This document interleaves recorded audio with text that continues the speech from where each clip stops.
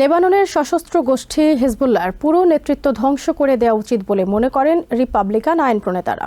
আরকানসার Republican senator Tom cotton বলেন, এই কাজে ইসরায়েলকে আমেরিকার প্রয়োজনীয় সহায়তা দেওয়া উচিত। সাবেক secretary of state Mike Pompeo মনে করেন, হিজবুল্লাহর আক্রমণের পরিপ্রেক্ষিতে ইসরায়েলকে প্রয়োজনীয় সহায়তা দিতে ব্যর্থ হয়েছে বাইডেন হ্যারিস প্রশাসন। যুদ্ধবিরতি কার্যকরে ব্যর্থতার কারণেই পরিস্থিতি আরও ঘোলাটে হয়েছে বলে অভিযোগ করেন তিনি। তবে White House national security communications adviser John Kirby বলছেন, হিজবুল্লাহ নেতৃত্বের কাঠামো প্রায় ধ্বংস হয়ে গেছে।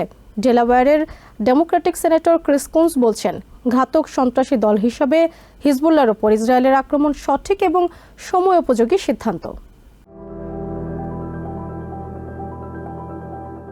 ইসরায়েলের হামলায় হিজবুল্লাহ প্রধান হাসান নাসরাল্লাহর মৃত্যুর পর পরবর্তী হাল কে ধরবেন তা নিয়ে চলছে আলোচনা। হিজবুল্লাহ প্রধানের নিহত হওয়ার পর প্রতিক্রিয়া নিয়ে সতর্ক করেছেন বিশ্ব নেতারা।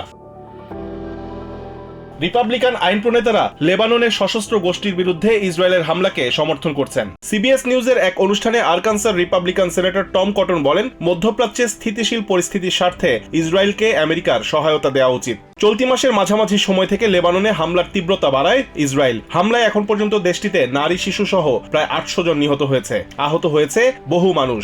বিশ্ব নেতাদের অনেকেই এই হামলার যথার্থতা নিয়ে প্রশ্ন তুললেও ইসরায়েলের এই হামলায় আমেরিকার স্পষ্ট সমর্থন রয়েছে। White House national security communications adviser John Kirby ABC নিউজকে জানান, ইসরায়েলের হামলায় হিজবুল্লাহর নেতৃত্ব প্রায় ধ্বংস করা সম্ভব হয়েছে। ট্রাম্প প্রশাসনের সময়ে সাবেক secretary of state Mike Pompeo বলছেন, হিজবুল্লাহর আক্রমণের পরিপ্রেক্ষিতে ইসরায়েলকে প্রয়োজনীয় সহায়তা দিচ্ছে না বাইডেন হ্যারিস প্রশাসন। ফক্স নিউজকে এই রিপাবলিকান বলেন, আমেরিকা পর্যাপ্ত সহায়তা দিলে ইরানের সমর্থনে হামাস ও হিজবুল্লাহ ইসরায়েলে হামলা চালাতে পারত না। যুদ্ধবিরতি কার্যকর করতে ইসরায়েলকে বাইডেন প্রশাসন রাজি করাতে পারলে পরিস্থিতি এতটা ঘোলাটে হতো না বলেও দাবি করেন Mike Pompeo.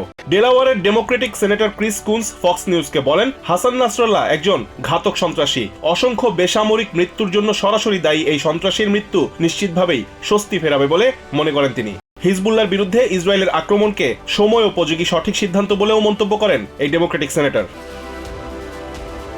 Rizwan Kader, TVN 24 news desk. New York থেকে সম্প্রচারিত টিভিএন 24 টেলিভিশন বিশ্বজুড়ে বাঙালির কণ্ঠস্বর।